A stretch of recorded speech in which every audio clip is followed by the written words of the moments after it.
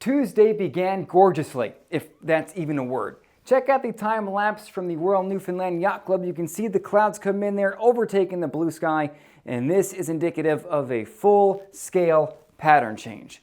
We'll talk about what that means for you after this.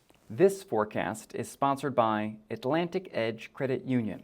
Visit aecu.ca or drop by one of their 16 branches across the province to experience banking that feels like home. Satellite imagery today shows the cloud cover scooting in over parts of the Avalon Peninsula and parts of Newfoundland and Labrador, but not the entirety of the province. And that's all from this area of low pressure offshore backing down to the southwest. Now, areas away from coastal Labrador, the northern peninsula, central, eastern Newfoundland are seeing beautiful sunshine this afternoon. And you can see that very clearly here on the webcams. Gander, Burgeo, Corner Brook, Goose Bay, Wabush, all these areas hardly seeing any cloud cover.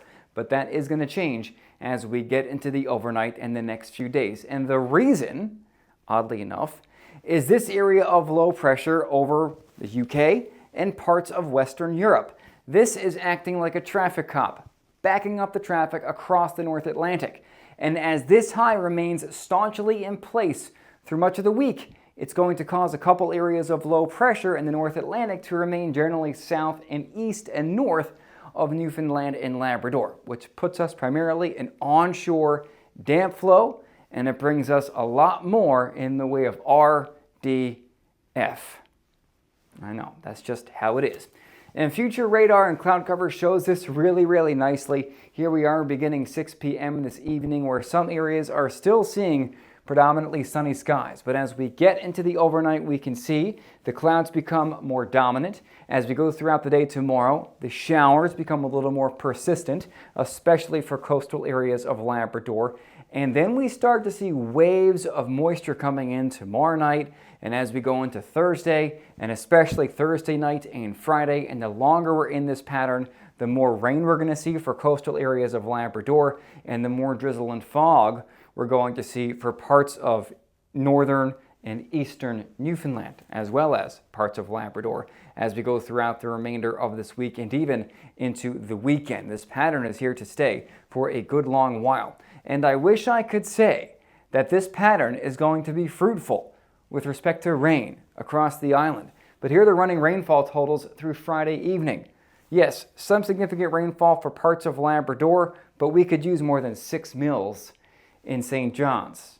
It's amazing that we're going to get into several days of RDF and hardly pick up any meaningful rainfall. There is the chance we see a little more rain as we get into the potentially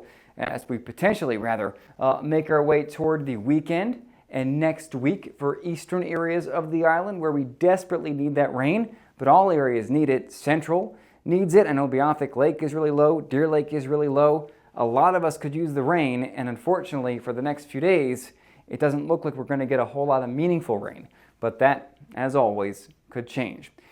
What this pattern will bring is a significant cool down in temperatures and uniform temperatures for the next really several days. Here's your 7-day trend for St. John's, Northeast Avalon. Highs from Wednesday all the way through next Tuesday, varying by as much as 2 whole degrees. Incredible stuff, really. Tonight's forecast across Newfoundland and Labrador will show temps in the Big Land 1 to 6. On the island, we are looking at lows of generally 3 to 6. So a good night to stay in and take in the election day results.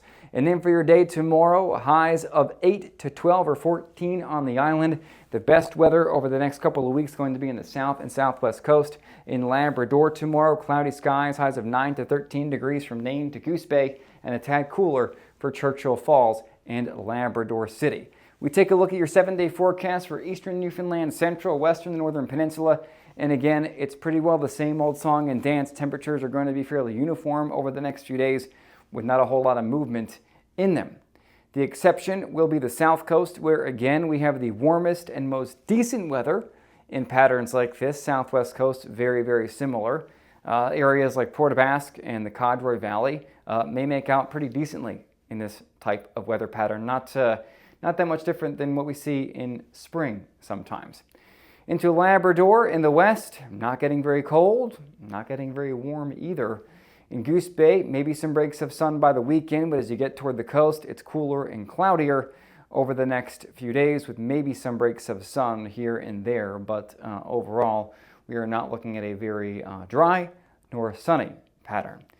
If you haven't got my app yet, be sure to get it in the Apple App Store, the Google Play Store. I'm often sending out alerts letting you know what's going on weather-wise in the province, even though the weather lately has been quite boring, if you ask me. You can find that at sheerweather.ca, and if you have trouble there and you're watching this on a big screen, or you can take a picture of that QR code, be sure to bring that up because that will take you right to the web page where you can find the direct links to the app in the Apple App Store and the Google Play Store.